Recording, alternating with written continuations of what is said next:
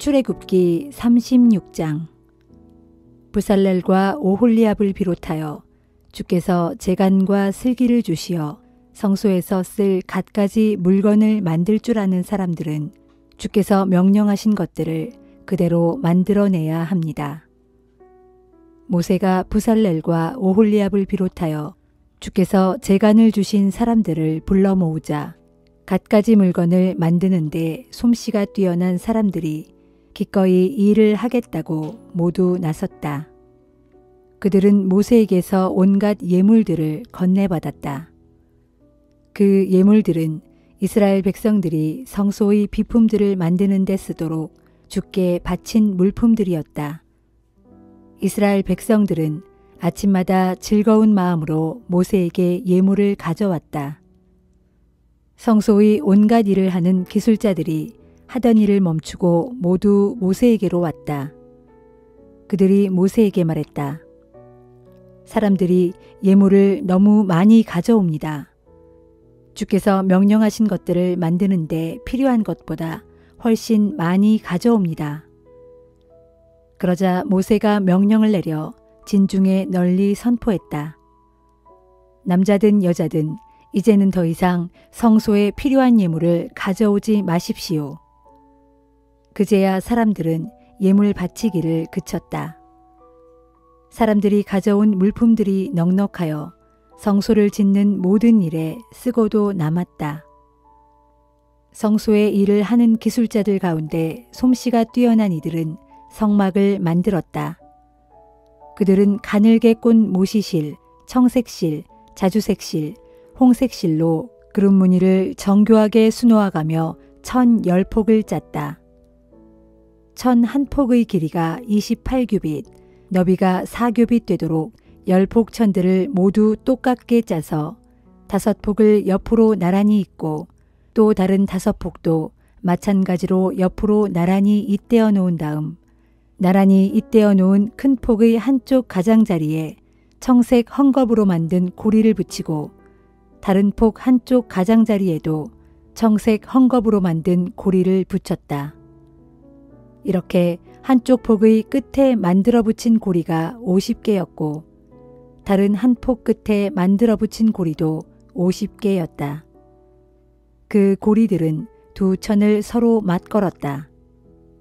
그들은 또 금 갈고리도 고리의 숫자와 맞게 50개를 만든 뒤 그 갈고리들로 천 둘을 서로 맞걸어 성막 하나를 만들었다.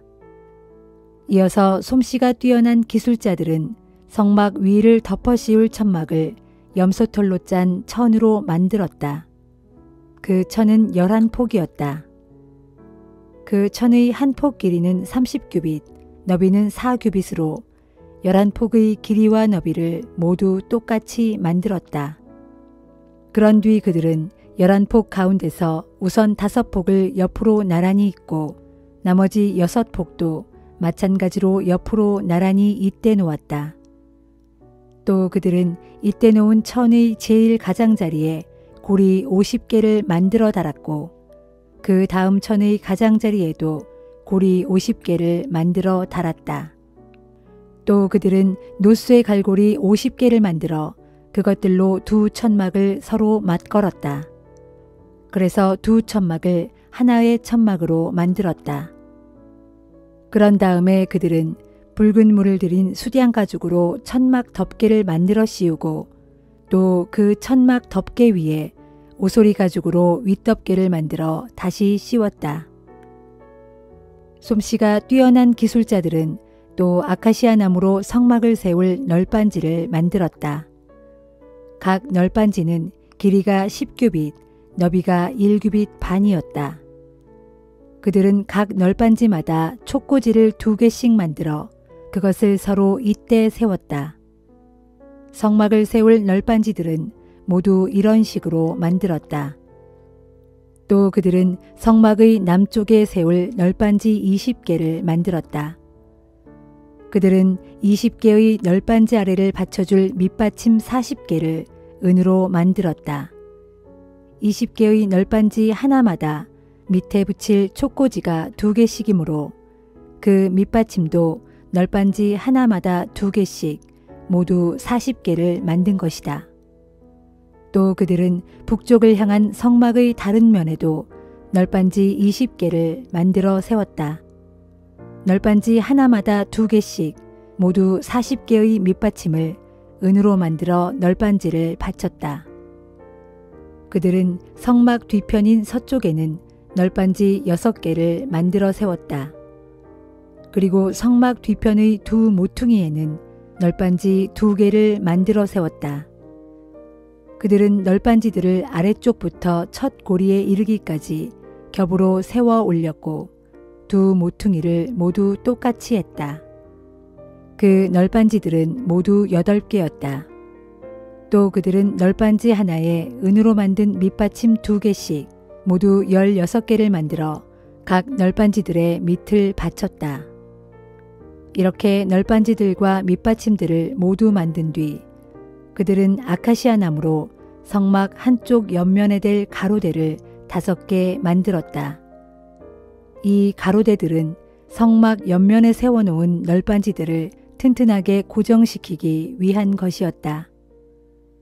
성막의 다른 쪽 옆면에 세워놓은 널빤지들을 고정시킬 가로대와 또 성막의 서쪽면에 세워놓은 널빤지들을 고정시킬 가로대도 각각 5개씩 만들었다. 또 그들은 중간 가로대를 만들었는데 그것은 세워놓은 널빤지들의 한가운데를 이 끝에서 저 끝까지 지나가게 만들었다. 그런 다음 그들은 널빤지마다 금을 입히고 가로대를 꿰 널빤지 고리들도 금으로 만들고 가로대들도 또한 금을 입혔다. 또 솜씨 좋은 기술자들은 청색실, 자주색실, 홍색실, 가늘게 꼰 모시실로 그룹 무늬를 정교하게 수놓아가며 휘장을 짜 만들었다. 또 휘장을 칠 기둥 4개를 아카시아 나무로 만들고 그 위에 금을 입혔다. 그런 뒤 휘장을 걸어칠 갈고리들도 금으로 만들었다. 4 기둥들을 받칠 밑받침 4개는 은으로 만들었다. 또 그들은 성막 문에 들이울 막도 휘장과 똑같이 청색실, 자주색실, 홍색실, 가늘게 꼰 모시실로 무늬를 놓아가며 짰다. 또 기둥 5개와 그 기둥에 붙일 갈고리들을 만들었다. 기둥머리와 테두리는 금으로 입혔고 그 기둥의 밑받침 5개는 노쇠로 만들었다.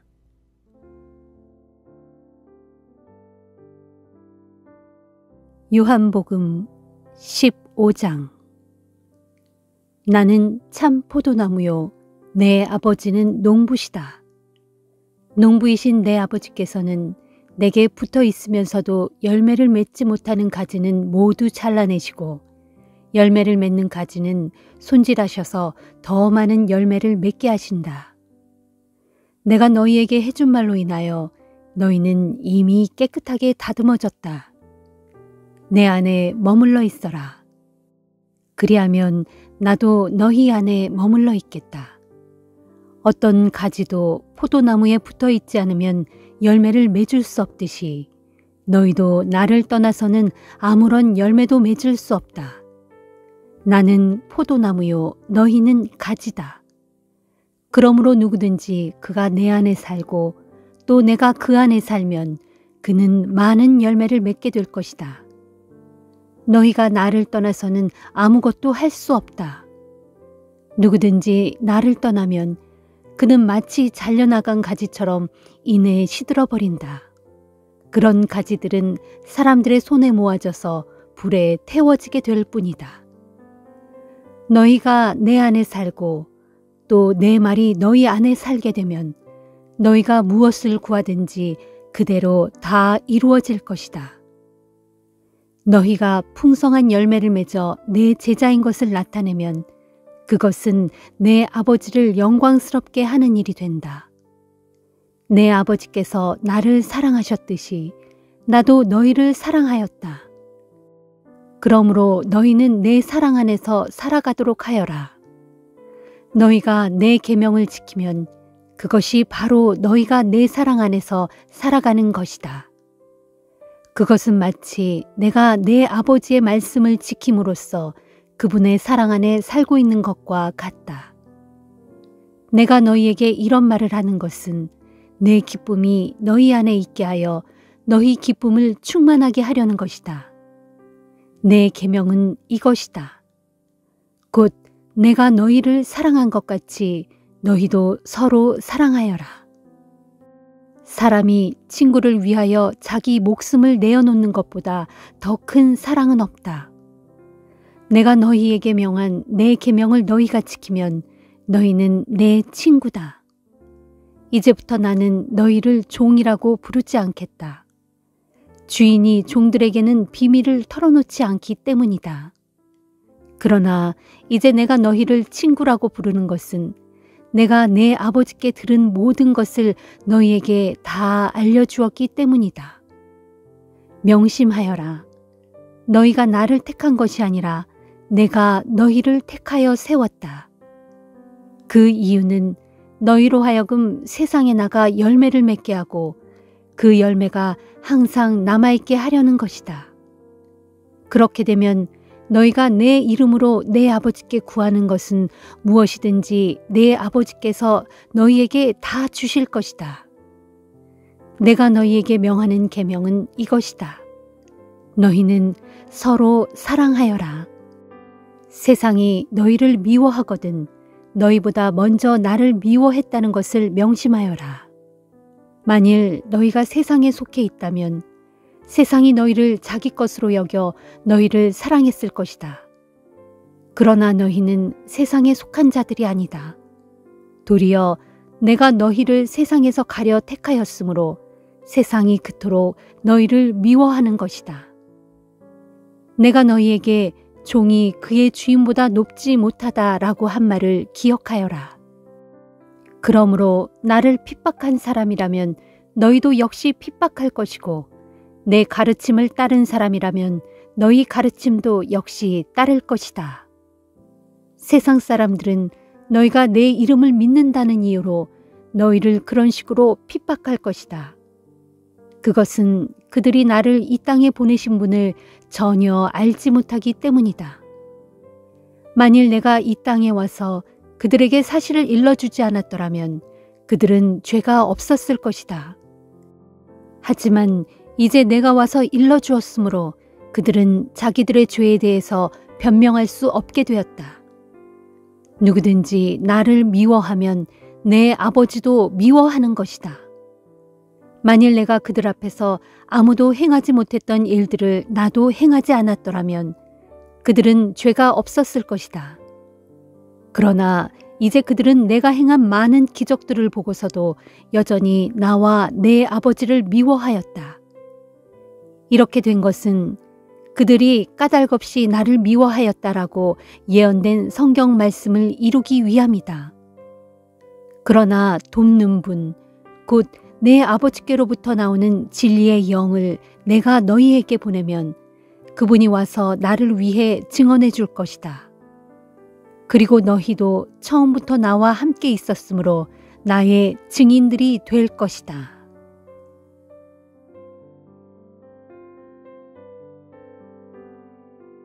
잠언 12장. 훈계를 기꺼이 듣는 사람은 지식을 사랑하지만 책망받기를 싫어하는 사람은 미련한 짐승과 같다. 선한 사람은 주께 은총을 받지만 악을 꾀하는 간교한 사람은 주께 정죄를 당한다. 사람이 악한 행위로는 자신의 털을 굳게 세울 수 없지만 의인의 뿌리는 결코 흔들리지 않는다. 덕 있는 어진 아내는 자기 남편의 면류관이지만 칠칠치 못하여 욕을 끼치는 아내는 자기 남편의 뼛속까지 썩게 한다. 의인의 생각은 올곧지만 악인의 궁리는 속임수뿐이다. 악인의 말은 다른 사람의 피를 흘리게 할 뿐이지만 정직한 사람의 말은 사람을 구한다. 악한 자는 쓰러지면 사라지고 없지만 의인의 집안은 흔들림 없이 굳게 서 있다. 사람은 자신의 지혜대로 존경을 받지만 마음이 비뚤어진 사람은 경멸을 받는다. 있는 채 하면서도 실제로 먹을 것이 없는 사람보다는 보잘것없는 사람일지라도 종을 부리는 사람이 낫다. 의인은 자기 가축들까지도 잘 돌보아 주지만 악인은 기껏 친절을 베푼다고 해도 아주 몰인정하다. 땀 흘려 열심히 밭을 가는 사람은 먹을 것이 넉넉하지만 헛된 공상이나 추구하는 사람은 지각이 없는 사람이다. 악인은 부정한 이익을 탐하지만 의인은 그 뿌리가 튼튼하여 많은 열매를 맺는다. 악인은 자신의 입을 잘못 놀려 스스로 올가미에 걸려들지만 의인은 모든 공경에서 무사히 벗어난다.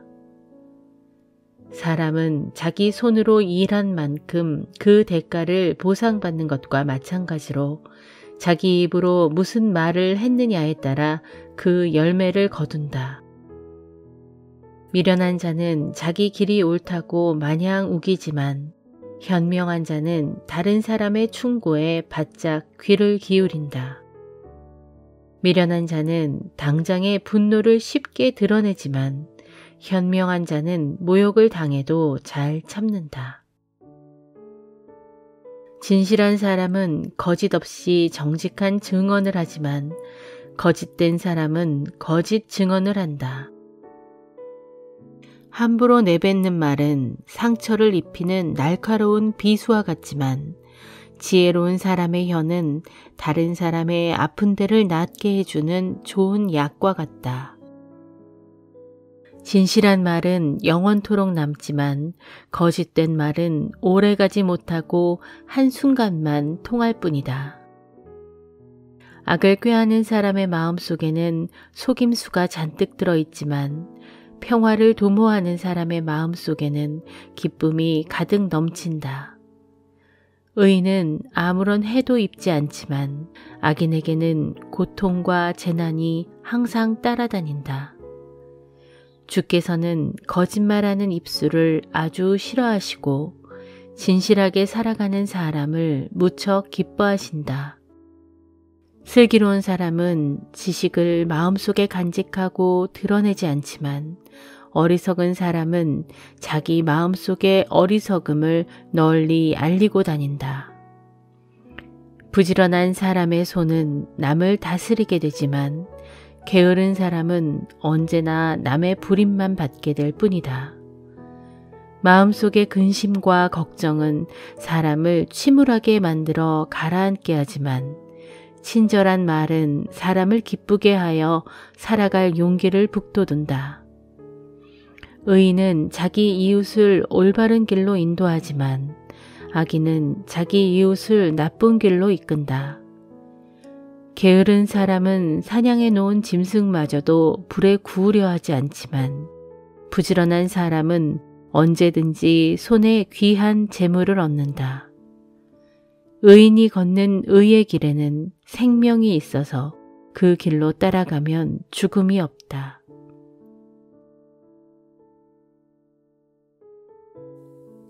에베소서 5장. 그러므로 사랑을 받는 자녀답게 여러분은 하나님을 닮는 자들이 되십시오. 그리스도께서 우리를 사랑하셔서 우리를 위해 하나님 앞에 향기로운 예물과 제물로서 자신을 아낌없이 내어주신 것처럼 여러분도 사랑의 삶을 살아가십시오. 여러분 가운데 온갖 음란함이나 부도덕이나 탐욕은 그 이름조차도 입에 담지 마십시오. 그렇게 하는 것이 성도에게 합당한 삶입니다. 외설스럽고 난잡한 말이나 저속한 농담은 성도된 여러분에게 결코 어울리지 않습니다. 도리어 여러분은 모든 일에 항상 감사하는 말을 하십시오. 여러분이 확실히 알아두어야 할 것이 있습니다. 그것은 곧 음행하는 자나 행실이 더러운 자나 탐욕을 부리는 자는 우상 숭배자나 마찬가지여서 결단코 그리스도와 하나님의 나라에 들어갈 수 없습니다. 여러분은 공허한 말에 속아 넘어가는 일이 없도록 하십시오. 그런 일로 인해 하나님의 진노가 불순종하는 사람들에게 내리는 것입니다. 그러므로 여러분은 그런 불순종의 사람들과는 사귀지 마십시오.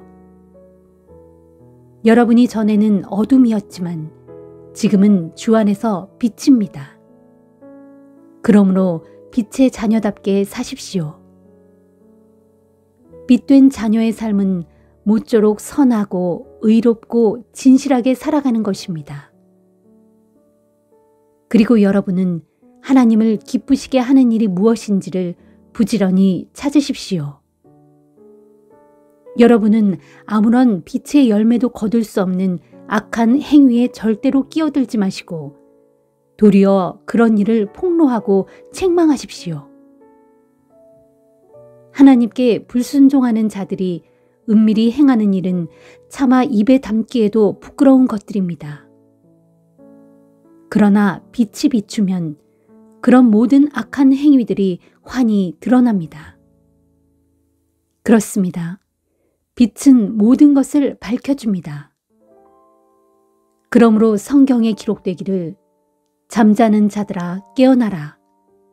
죽은 사람들 가운데서 일어나라. 그리스도께서 내게 빛을 환히 비추어 주실 것이다 하였습니다.